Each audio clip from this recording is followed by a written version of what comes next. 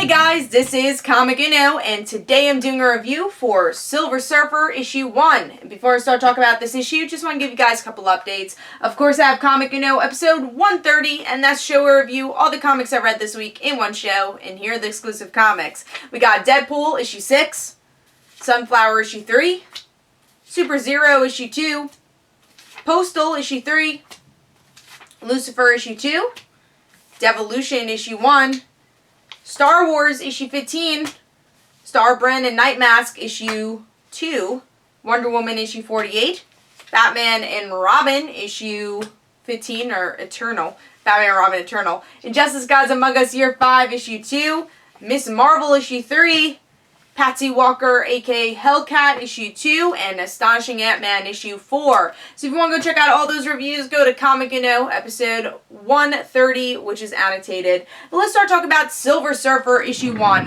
One of my most anticipated books for this week, because I love the last volume of Silver Surfer, because it felt like a very under-the-radar book. And for me, personally, with Silver Surfer, I'm not a huge fan of the cosmic universe of the Marvel Universe. So if you can make a really grounded Silver Surfer book, which I think Dan Slott and Allred did very well, then I'm hooked. So yeah, I was really excited to see what they would do with the second volume of Silver Surfer, how it'd be different, and if this would be new reader friendly for people to finally jump on board with Silver Surfer.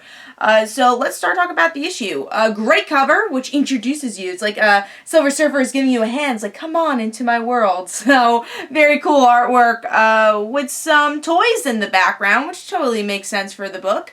So great cover. And going into the artwork, I love Allred's artwork for this book. I think it's very creative, especially for the creative storytelling that's going on with this series. We see that the art is being taken away here. And yeah, just great. And also you even get some little Easter eggs, like Madman over there, which is one of Allred's creations.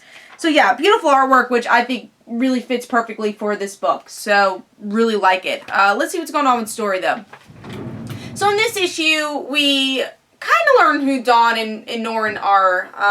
That Dawn's out in space and her family's kind of left behind, but they're happy that she has these adventures with Norrin. And then Dawn gives a message saying, hey guys, I'm coming back home.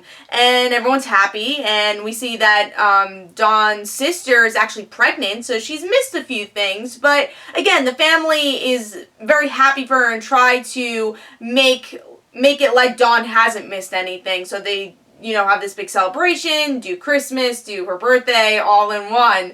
And of course the fun doesn't last because there's these aliens taking away art.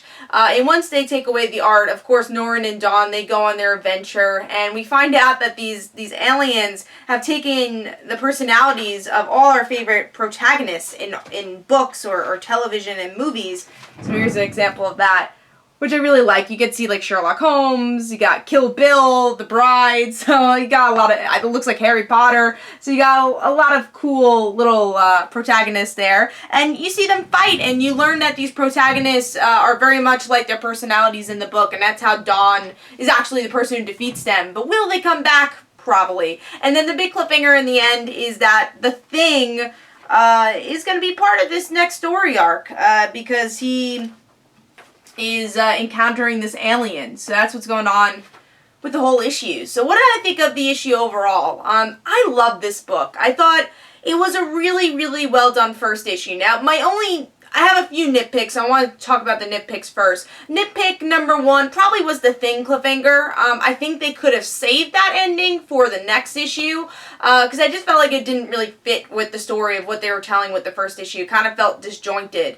Other nitpick is that I'm not a new reader to Silver Surfer. I'm not a new reader to this creative team, but I think for new readers they would be a little lost of who Dawn is and like who Silver Surfer is, especially if you're like a total new reader and not read any Marvel comics. So I think this could have been a little bit more new reader friendly, maybe giving like 2 pages explaining who these people are, instead of having the Thing cliffhanger. Those are really my only nitpicks though, because I had a blast with this issue. And I guess my favorite part in general for Silver Surfer is that how creative it can be. We saw that with the last days of things disappearing, and here it's talking about art and the importance of art in a cool way, because you're reading a comic, which is in art form, so it's very meta in that way. But my favorite thing about this book, my favorite part, was Dawn in her monologue about why we feel so connected to these protagonists, why they're important, why art's important.